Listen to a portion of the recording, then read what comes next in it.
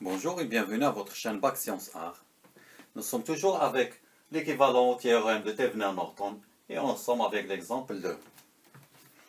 Donc l'exemple 2, on nous demande de calculer Thevenin, c'est-à-dire chercher l'équivalent Thevenin et Norton pour ce circuit. Donc pour ce faire, on aura, c'est-à-dire on va faire trois méthodes pour résoudre ou pour chercher ces équivalents. Donc la première méthode consiste à faire une transformation de source à cette partie-là de ce circuit, à ce niveau-là. Donc ici, on va appliquer une transformation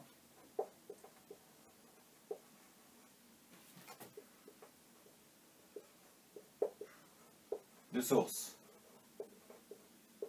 C'est-à-dire on va la transformer en source de courant. Donc qu'est-ce qu'on va faire? On va faire, c'est-à-dire diviser 48 par 8 pour trouver la source de courant. On va donner 6 ampères en parallèle avec la résistance de 8. En parallèle, donc je suis ici, en parallèle avec la résistance de 8 ohms. Donc, et j'ai l'autre partie de mon circuit. 6 ampères. 6 ohms. Et les bornes AB. Toujours on cherche Thevenin ici. Thevenin et Norton. Donc on va continuer. J'ai ici deux résistances en parallèle. 8 en parallèle. Ça va donner 4 ohms. Ici, j'ai une source de courant plus une source de courant dans le même sens. Donc ici, j'ai une source de courant de 6 ampères. La même chose ici, dans le même sens, ça va donner une source de courant de 12. Donc je vais faire la somme de 12 ampères. Donc 4 ohms que j'ai obtenu ici.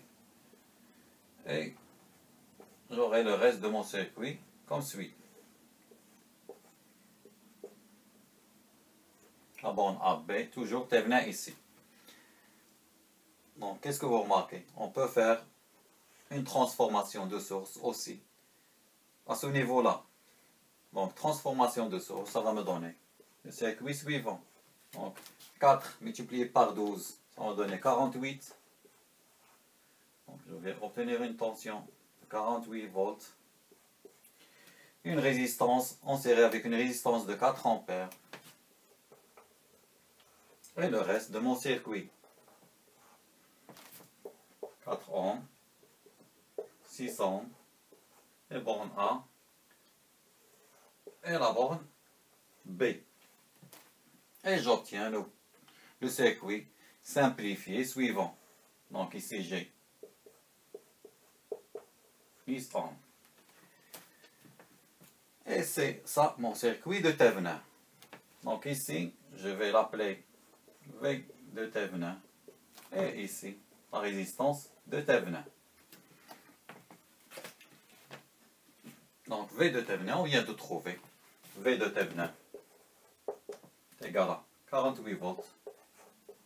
La résistance de Thevenin, 10 ohms. Donc, pour lui chercher son équivalent de Norton, on va faire l'inverse, c'est-à-dire la transformation de source. Donc son équivalent Norton, je vais le noter ici, c'est égal.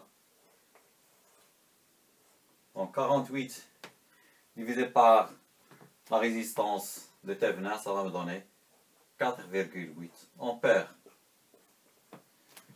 En parallèle avec la résistance de Norton qui est de 10 ohms. Ok, je vais passer par la suite à la méthode 2. Donc la deuxième méthode, c'est la méthode classique. J'ai noté ici la tension de Thevenin et la résistance de Thevenin qu'on vient de trouver. Ici, je vais mettre le courant I. courant I1. Donc, premièrement, je vais chercher V de Thévenin est égal à V aux bornes de AB en circuit ouvert. Donc, en circuit ouvert, je n'ai pas de courant ici. Donc, la tension VAB, c'est la tension qui est ici. Et c'est la tension, c'est la même tension qui est ici. Je vais noter ça, c'est I0. Donc, le courant ici est nul. Donc, j'ai un courant qui circule ici de 6 ampères. Donc, c'est le même courant, puisque ici, c'est nul. Et je vais appliquer la loi de Kirchhoff relative au courant en E à 0. Qu'est-ce que j'ai? J'ai le courant I ici, qui est entrant, plus le courant de 6 ampères moins le courant I1 est égal à 0. Donc, le courant I ici est égal à la tension, on a dit VAB, elle est là, et elle est aussi là. Donc, est égal à V, donc, pardon, le courant I, c'est la tension ici, moins la tension ici, divisé par la résistance de 8 ohms. Donc, c'est 48 moins la tension VAB divisé par 8, plus 6 moins I1. I1, c'est la tension ici, c'est la tension ici, c'est toujours VAB divisé par la résistance 8 ohms est égal à 0. Donc je vais simplifier ici. 48 divisé par 8, ça va nous donner 6. Moins VAB divisé par 8. Moins VAB divisé par 8. Plus 6. Ça va donner 2 VAB est égal. Donc 12 multiplié par 8. Par la suite, V de Thévenin est égal à VAB en circuit ouvert est égal. Donc ici, c'est 12, c'est-à-dire j'élimine ici, il va me rester 6, donc c'est 48 volts. Et on va aller chercher la résistance de Thévenin en court-circuitant les bornes A et B. La résistance de Thévenin, il faut court-circuiter les bornes AB pour obtenir un courant IC.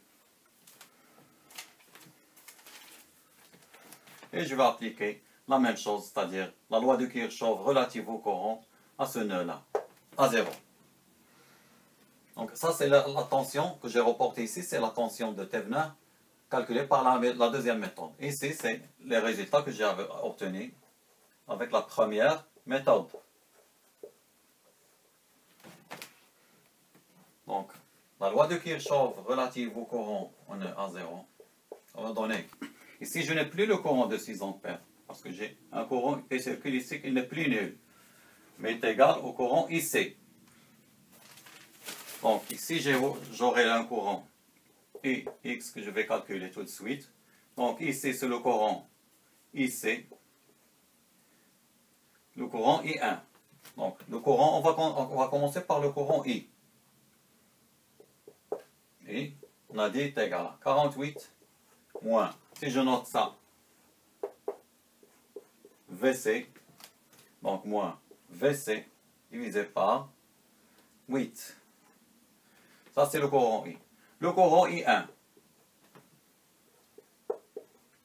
est égal à VC divisé par 8. Qu'est-ce que j'aurai? Le courant IX. Tout d'abord, pour calculer X, je dois calculer IC. IC, c'est très simple. C'est VC divisé par 6. Donc, c'est VC divisé par 6, par la résistance de 6 ohms. Et X, donc ici,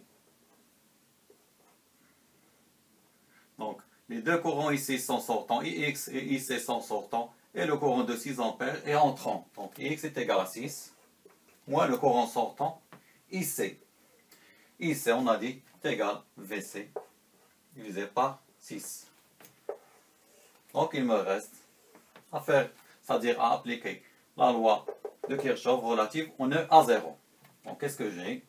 Il y a le courant I1 qui est entrant. Donc 48 moins VC divisé par 8. Le courant I1 sortant, donc moins VC divisé par 8. IX qui est entrant,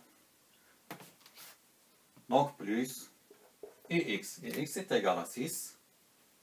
On vient de trouver 6 moins VC divisé par 6 est égal à 0. Donc je simplifie. Je vais obtenir une tension VC est égale à 48 multiplié par 6 divisé par 10. Je ne vais pas la simplifier, je la laisse comme ça. Donc je dois trouver le courant ici, le court-circuit, entre la borne A et la borne B. Donc IC est égal à VC divisé par 6. Donc divisé par 6, ça va donner 48. Le tout divisé par 6. Donc j'élimine ça. Ça va donner 4,8. Donc un courant IC de 4,8 ampères.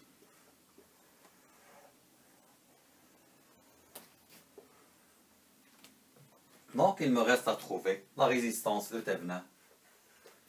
La forme suivante est égale à VT divisé par 48 au 4,8. Si vous voulez, au 48 divisé par 10. Donc RT, ici c'est 48, est égal à 10 ohms. Et on vient de trouver la résistance de Thévenin avec la deuxième méthode, qui est de 10 ohms. Par la suite, on va passer pour chercher l'équivalent de Thévenin et Norton de ce circuit avec une troisième méthode. Donc la troisième méthode consiste à trouver, c'est-à-dire à chercher la résistance de Thévenin lorsqu'on a des sources. Donc rappelez-vous, ça c'est très important. En présence de sources indépendantes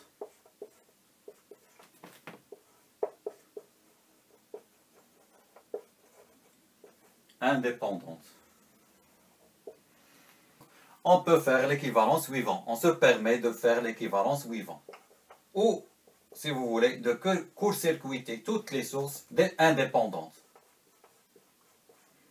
On va voir dans les exemples précédents pour comment faire si on a des sources dépendantes.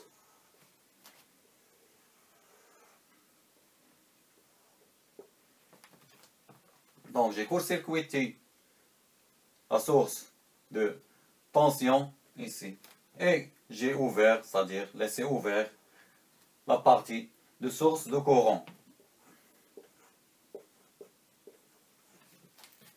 Et ça devient très simple. Ce n'est pas toujours le cas. Ce n'est pas toujours très simple. C'est pour cela que j'ai fait la deuxième méthode. Donc, la deuxième méthode, c'est la méthode classique. Et on peut l'appliquer à tout type de circuit, à tous les types de circuits. Donc, qu'est-ce que je veux remarquer? Ici, j'ai 8 en parallèle avec 8 ohms. Ça va donner 4. Qui sera en série avec la résistance de 6. Donc, et j'aurai 10 ohms. Donc ça, c'est en parallèle avec ça. Je vais le mettre de cette forme pour simplifier. Donc, c'est ce que j'ai fait ici. Donc 8 en parallèle, 8 ohms en parallèle avec 8 ohms en série avec la résistance de 6 ohms. Donc j'aurai une résistance de 4 ohms en série avec une résistance AB, de borne AB. Et on vient de trouver. Donc ça, c'est 4 plus 6. C'est ce que j'ai noté ici. Et c'est la résistance de Thevenin. Donc, par la troisième méthode. Pour chercher la tension de Thevenin, vous pouvez choisir entre la première méthode et la deuxième méthode. Pour ce circuit, je vous conseille de faire la première méthode, c'est la plus simple. Donc, je vous remercie pour votre attention. Je vous donne rendez-vous, Inch'Allah, pour l'étude d'autres circuits. Toujours dans l'équivalent au théorème Thevenin-Norton. Merci.